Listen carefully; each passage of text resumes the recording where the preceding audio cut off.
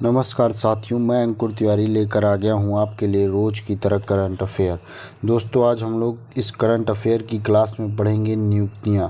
जो फरवरी माह में जो नियुक्तियां हुई है आज दोस्तों वही हम पढ़ेंगे।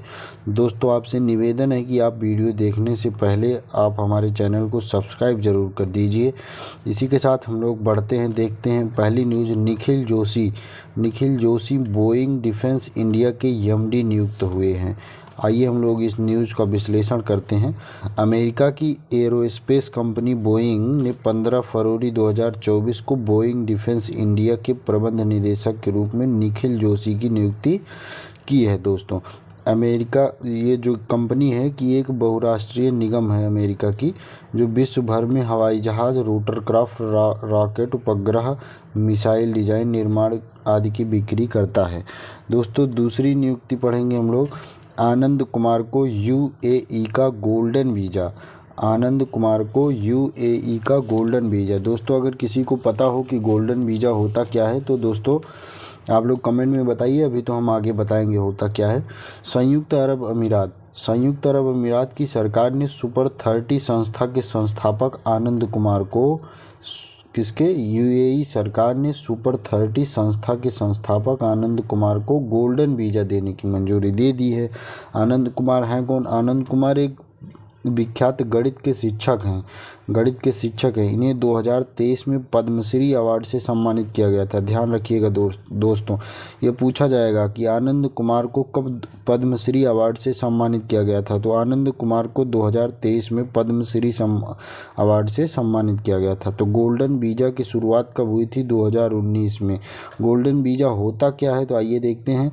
यह एक दीर्घकालिक नवीकरणीय योग्य निवास वीज़ा है जो 5 से 10 वर्ष के लिए वैध होता है।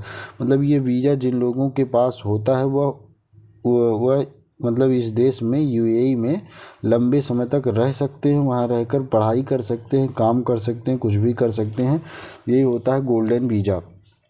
आइए हम लोग अगली नियुक्ति देखते हैं। मानिंद्र मोहन श्रीवास्तव को जो है राजस्थान हाई कोर्ट का मुख्य न्यायाधीश बनाया गया है। मानिंद्र मोहन श्रीवास्तव किसने इनकी शपथ दिलाई होगी? राज्यपाल कलराज मिश्र ने इन्हें शपथ दिलाई होगी। इससे पहले ये छत्तीसगढ़ उच्च न्यायालय के न्यायाधीश के रूप में कार्यरत थे। तो इनकी नियुक्ति किस अनुच्छेद के अंतर्गत होती है? तो संविधान के अनुच्छेद 217 के अनुसार उच्च न्यायालय के न्यायाधीशों की नियुक्ति राष्ट्रपति द्वारा भारत के मुख्य न्यायाधीश व राज्य के राज्यपाल के परामर्श से की जाती है। दोस्तों, अगली नियुक्ति हम लोग देखते हैं। जस्टिस विजय बिश्नोई गुवाहाटी हाई कोर्ट के मुख्य न्यायाधीश बनाए गए हैं। तो ये जो विजय बिश्नोई हैं, ये 5 फरवरी को गुवाहाटी उच्च न्यायालय के मुख्य न्यायाधीश के रूप में इन्होंने शपथ लिया है। उच्चतम न्यायालय ने 2 फरवरी को एक अधिसूचना जारी किया और गुवाहाटी उच्च न्यायालय के मुख्य न्यायाधीश के रूप में न्यायमूर्ति विजय बिश्नोई की नियुक्ति की है। दोस्तों, न्यायमूर्ति विजय बिश्नोई पहले राजस्थान उच्च न्यायालय के एक न्यायाधीश थे। यह पद 2023 से खाली था, रिक्त था। तो कॉलेजियम ने पूर्व मुख्य न्यायाधीश जो थे न्यायमूर्ति संदीप मेहता को शीर्ष अदालत न्यायाधीश के पद पर पदोन्नत कर दिया था। अगली न्यूज़ हम लोग देखते हैं, ये भी मुख्य न्यायाधीश हैं। तो रितु बाहरी नाम है इनका। इन्हें किस राज्य का मुख्य न्यायाधीश बनाया गया है? तो उत्तराखंड हाई कोर्ट। उत्तराखंड उच्च न्यायालय का मुख्य न्यायाधीश किसे बनाया गया है? रितु बाहरी को।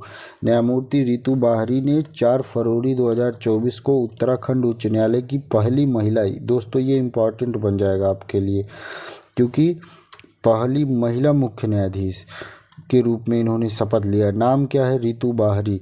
राज्यपाल इन्हें शपथ किसने दिलाया है? तो राज्यपाल यहाँ के कौन है? लेफ्टिनेंट जनरल गुरमीत सिंह, ये सेवानिवृत्त हैं, इन्हीं ने इनको शपथ दिलाई है।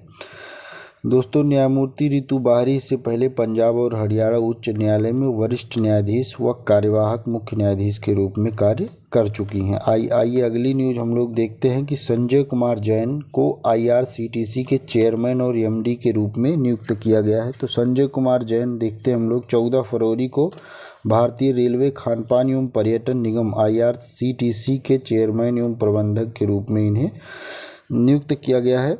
और ये सीएमडी पद की नियुक्ति को भारत सरकार ने तत्काल प्रभाव से मंजूरी दी है। सॉरी जैन का कार्यकाल जो है, इनका कार्यकाल पदभार संभालने की तारीख से उनकी सेवा नियुक्ति मतलब 31 दिसंबर 2026 तक या अगले आदेश तक, जो भी पहले होगा तब तक ये अपने पद पर बने रहेंगे। अगली नियुक्ति हम लोग देखते हैं दोस्तों, संजय वर्मा। संजय वर्मा यूपीएससी का सदस्य इन्हें बनाया गया है।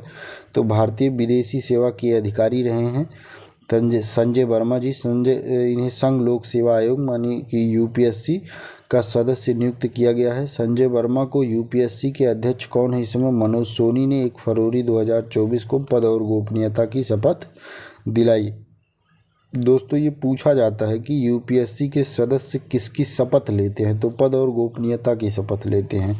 इससे पहले वे अंडोरा, इथियोपिया, जिबूती और अफ्रीकी संघ में भारत के राजदूत रह चुके हैं। यूपीएससी का नेतृत्व एक अध्यक्ष करता है और इसमें सदस्य अधिकतम 10 सदस्य हो सकते हैं। ये इम्पॉर्टेंट बात है। यूपीएससी का नेतृत्व एक अध्यक्ष करेगा और इसके सदस्यों की अधिकतम संख्या 10 हो सकती है।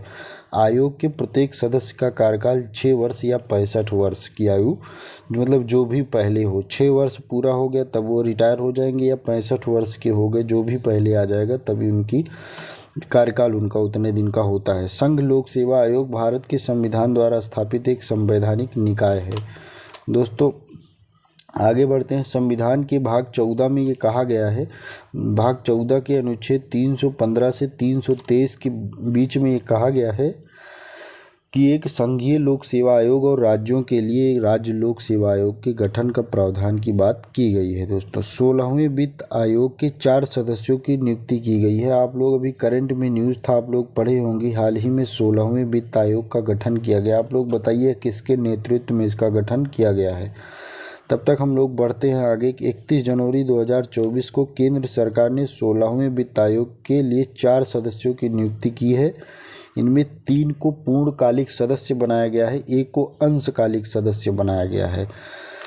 तो आइए हम लोग देखते हैं कि पूर्णकालिक सदस्य कौन है और अंशकालिक सदस्य कौन है। तो पूर्णकालिक में Narayan Jha, any George Matthew, Niranjan Rajadhyaksha शामिल हैं। और अंशकालिक सदस्य किसे बनाया गया है? सौम्य कांति घोष को 16वें वित्त आयोग का अंशकालिक सदस्य बनाया गया है। दोस्तों इस जो आयोग बनाया गया है, इसमें नीति आयोग के पूर्व उपाध्यक्ष अरविंद पनघड़िया जो है इसके अध्यक्ष बनाए गए हैं। और ऋत्विक रंजनम पांडे, इम्पॉर्टेंट है क्योंकि ये तो सबको याद रहेगा, अरविंद पनघड़िया सब याद कर लेंगे, लेकिन ऋत्विक रंजनम पांडे कोई नहीं याद करेगा। इसका सचिव किसे बनाया गया है? तो ऋत्विक रंजनम पांडे को। राष्ट्रपति द्वारा 16वें वित्त आयोग का गठन संविधान के अनुच्छेद 280(1) के तहत किया गया है। ये बहुत इंपॉर्टेंट है, पूछा जाता है, डायरेक्ट पूछा जाता है दोस्तों, इसलिए बहुत इंपॉर्टेंट है। 16वां वित्त आयोग अक्टूबर 2025 तक अपनी रिपोर्ट प्रस्तुत करेगा, ऐसी बात इसमें की गई है। तथा सिफारिशें ये अप्रैल 2026 से शुरू होने वाले अगले 5 वर्षों की अवधि के लिए वैध होंगी। वित्त आयोग एक संवैधानिक निकाय होता है जिसका कार्य केंद्र और राज्यों के बीच वित्त का बंटवारा करना होता है, ये आप लोग जानते ही हैं। अगली न्यूज है हमारी कि अनिल कुमार को TRAI का अध्यक्ष नियुक्त किया गया है। तो इन्हें 29 जनवरी को जो है इन्हें नियुक्त किया गया, अनिल कुमार लाहोटी को। Telecom regulatory authority of India अर्थात TRAI का अध्यक्ष इन्हें नियुक्त किया गया है।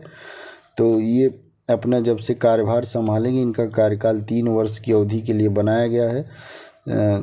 दोस्तों इसी के साथ आप लोग इसको आगे पढ़ लीजिएगा, बहुत इम्पॉर्टेंट नहीं है लेकिन देखा जाए तो इम्पॉर्टेंट ही है। दोस्तों इसी के साथ हमारे वीडियो का अंत होता है। दोस्तों वीडियो कैसा लगा? अगर अच्छा लगा हो तो दोस्तों सब्सक्राइब ज़रूर कर दीजिएगा, अपने दोस्तों के पास शेयर कर दीजिएगा। दोस्तों इसी की तरह आपका साथ बहुत ज़रूरी है। दोस्तों वीडियो देखने के लिए बहुत बहुत धन्यवाद। जय हिंद, जय भारत।